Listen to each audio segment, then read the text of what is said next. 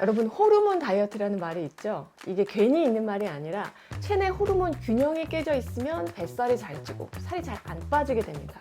체중 감소와 관련된 호르몬으로는 렙틴, 그렐린, 글루카곤 호르몬 등 여러 가지가 있지만 그 중에서 살 빼는데 가장 중요한 호르몬 딱 한 가지를 꼽으라면 바로 인슐린입니다. 많은 분들이 인슐린은 혈당을 낮추는 호르몬이라고만 알고 계실 텐데 사실 그렇지 않습니다. 일당 100 역할을 하는 굉장히 파워풀한 호르몬이에요. 자, 살을 뺀다는 건 지방을 빼고 싶다는 것이고 근육이 빠지는 걸 원하시는 분은 없으실 겁니다. 인슐린이 지방에 어떻게 작용하는지, 왜 살을 빼려면 인슐린이 중요한지 이걸 알아야 우리가 건강하게 살을 뺄 수 있는데요. 자, 우선 식사를 하게 되면 혈당이 올라가죠. 그리고 혈당을 낮추기 위해서 인슐린이 분비됩니다. 그럼 혈액 속에 인슐린이 많아지는데 인슐린은 혈액 중에 있던 트리글리세라이드, 줄여서 TG라고 하는 중성지방을 분해해요. 지방을 분해하니까 좋은 거 아니야? 라고 생각하실 수 있는데 그게 아니라 중성지방은 글리세롤이라는 뼈대가 있고 지방산 3개가 꼬리처럼 붙어있는 구조입니다. 인슐린은 이 지방산 꼬리를 잘라내는 작용을 하고 떨어져 나간 지방산을 우리가 유리지방산, 프리 패티 애시드라고 합니다. 문제는 이 유리지방산인데 유리지방산이 우리 몸속의 지방세포 속으로 쏙쏙 흡수되면서 지방세포의 저장량이 늘어나게 됩니다. 인슐린이 나오면 결과적으로 지방 저장도 늘어나는 거죠. 인슐린은 또 동시에 이미 지방세포 안에 있던 중성지방은 분해가 되지 않도록 차단하는데요. 결국 지방에서 분해되어 나가는 양은 줄어들고 유입이 되어서 저장되는 양은 늘어나니까 살이 찌는 겁니다.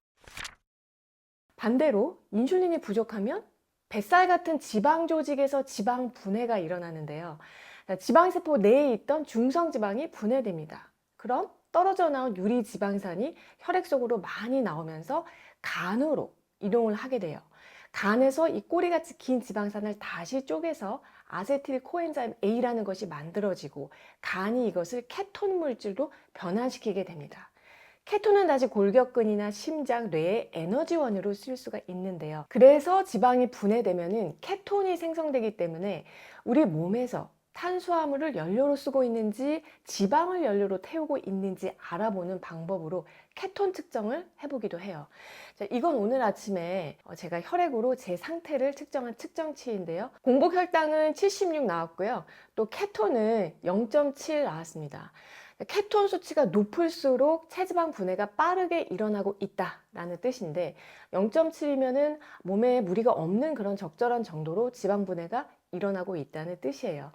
다이어트나 간헐적 단식을 해서 지방이 빠르게 타는 그 기간 동안에는 이 케톤 수치가 더 올라가게 됩니다. 자, 그렇지만 케톤 수치가 무작정 높다고 좋은 것은 아니고요. 케톤은 산성이기 때문에 너무 많이 생기면 피가 산성이 됩니다. 약 한 3.5가 넘으면 대사성 산증이라고 해서 심각한 상황이 될 수가 있기 때문에 인슐린이 원래 부족한 1형 당뇨인은 간헐적 단식이나 무리한 다이어트를 해서 케톤이 너무 올라가면 위험할 수도 있습니다. 제1형 당뇨 같은 특별한 경우가 아니라면 일반적으로는 인슐린 부족보다는 너무 많이 먹어서 인슐린이 너무 많이 나와서 문제가 되는데요. 자, 인슐린이 혈액 속으로 쏟아져 나올 때가 대표적으로 탄수화물, 특히 흰밥, 흰빵, 흰면 같은 정제 탄수화물을 먹어서 혈당이 빠르게 올라가면 급격하게 올라간 이 혈당을 낮추기 위해서 인슐린이 폭주하게 됩니다. 그런데 탄수화물만 인슐린 분비를 촉진하는 것은 아니에요. 단백질 식품을 먹었을 때 식후 혈당과 혈중 인슐린이 물만 먹었을 때와는 어떻게 달라지는지 실험한 연구 결과를 한번 볼게요. 자, 먼저 혈당부터 보면은 실선이 쇠고기 50g의 단백질을 섭취했을 때이고 점선이 물만 먹었을 때인데요.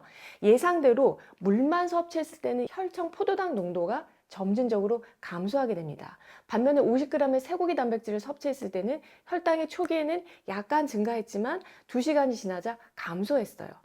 다음으로 인슐린 농도를 보면은 물을 섭취했을 때는 시간이 지남에 따라 약간만 감소했는데 아니 이게 뭐야, 쇠고기를 섭취했을 때는 인슐린 농도가 물만 마셨을 때보다 즉각적으로 상승해서 3배 이상이 뛰게 됩니다.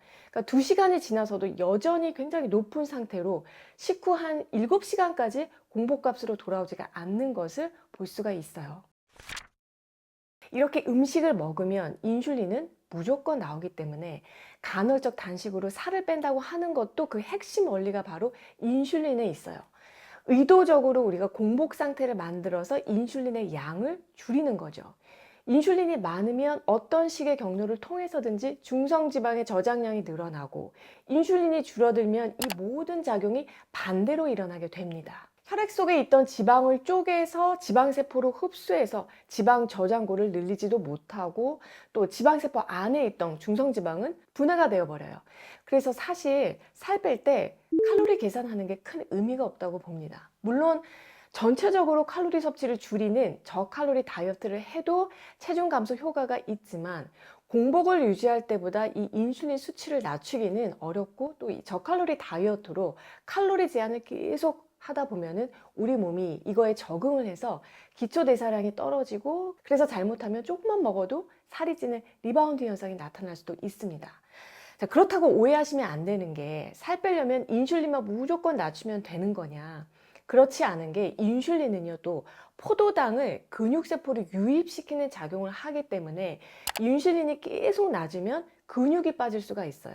그래서 먹을 때는 잘 먹고 일정 기간만 공복을 유지해서 지방은 분해하고 근육은 유지하게끔 하는 간헐적 단식 같은 것이 잘만 하면 굉장히 효과를 볼 수 있는 다이어트 방법이 될 수가 있습니다. 자, 그런데 여러분, 혈중 인슐린 평균 수치가 이미 높은 분들이 있어요.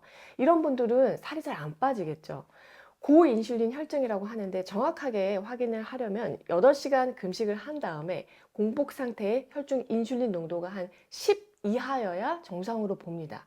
그 다음에 우리가 75g의 포도당을 마시고 30분, 60분, 90분, 120분, 180분마다 체열을 하고, 이때 인슐린 농도는 혈당이 변화하는 모양과 비슷하게 나타나는데, 보통 검사 시작 한 30분 뒤 수치가 80 정도까지 급격하게 상승을 했다가 2시간 후에는 정상 수치로 돌아오게 돼요. 자, 그런데 이 수치가 돌아오지 않고 계속 높다면은 고인슐린 혈증이라고 우리가 하게 되고요. 왜 혈액 속에 인슐린 수치가 이렇게 높아지게 되었을까요? 바로 인슐린 저항성 때문입니다. 우리 몸이 적은 양의 인슐린으로 해결했던 일들을 더 이상 같은 양으로는 해결을 하지 못하고, 인슐린 양이 더 많아져야만 겨우 해결할 수 있는 상태를 인슐린 저항성이라고 하는데요. 한마디로 인슐린의 파워가 예전 같지 않은 거죠. 그래서 질보다 양으로 때워야 하기 때문에 췌장은 췌장대로 인슐린을 과잉 생산하다가 점차 망가지면서 당뇨로 가게 되고요. 혈액 속에는 인슐린이 많아지니까 아까 설명드린 것처럼 지방 분해가 안 되고, 그래서 살이 찌고 당뇨, 고지혈증이 한꺼번에 다 생기는 대사증후군이 생길 수밖에 없어요. 그래서 결론은, 인슐린 저항성이 있다면 이것부터 정상으로 돌려놔야 비로소 살이 빠진다는 겁니다. 인슐린을 최대한 자극하지 않는 방법으로 지금부터 알려드리는 이 4가지를 먼저 해볼 수가 있는데요. 자, 첫 번째, 여러분, 제로 음료수나 제로 음식은 우리가 주의가 좀 필요해요. 대체당을 사용한 단맛 제품은 혈당을 올리지는 않지만 인슐린 분비가 증가할 수 있다는 연구 결과들도 나오고 있습니다. 아직 더 많은 연구가 필요하지만 인공 감미료는 장내 미생물에도 부정적인 영향을 좀 줄 수가 있기 때문에 과잉 섭취하는 것은 절대 금물이고요. 자, 두 번째, 간식은 끊어주세요. 일반적으로 음식을 섭취한 다음에 인슐린 수치가 떨어질 때까지 한 4시간에서 6시간이 필요해요.